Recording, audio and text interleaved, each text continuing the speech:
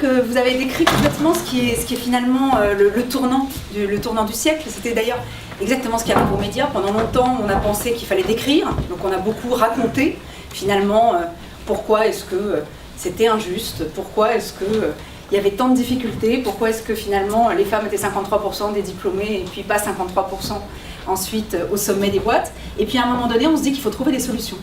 Et à ce moment-là, on a un peu regardé ce qui existait et on s'est aperçu que finalement il existait des choses assez hautes, c'est-à-dire par exemple les quotas dans les conseils d'administration, et tant mieux parce qu'enfin ça fait bouger les choses et on arrive à 40% parce que sinon on aurait attendu encore un siècle.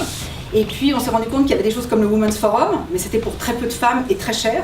Et on s'est rendu compte qu'il fallait faire des choses de façon absolument homogène et régulière. On a lancé la fabrique à héroïne au Carreau du Temple. Il y avait 6000 filles qui étaient inscrites et 6000 filles de 18 à 25 ans. Donc on s'est rendu compte que le sujet de l'empowerment féminin, c'était vraiment un sujet qui était très très important et qui devait être pris très en amont parce qu'une fois qu'on a 40 ans, c'est trop tard si on n'a plus confiance en soi, sachant qu'il y a un déficit de l'ordre de 30% d'écart entre les hommes et les femmes sur le sujet de la confiance en soi. Et donc on a décidé que finalement il fallait des solutions globales. Et quand on a rencontré Corp Académique, on s'est rendu compte que eux, ils avaient la possibilité non pas de s'adresser à un tout petit groupe, non pas un groupe de 6000 personnes, mais tout le monde. Et ensuite à l'international, ce qui a toujours été l'objectif de Féminin.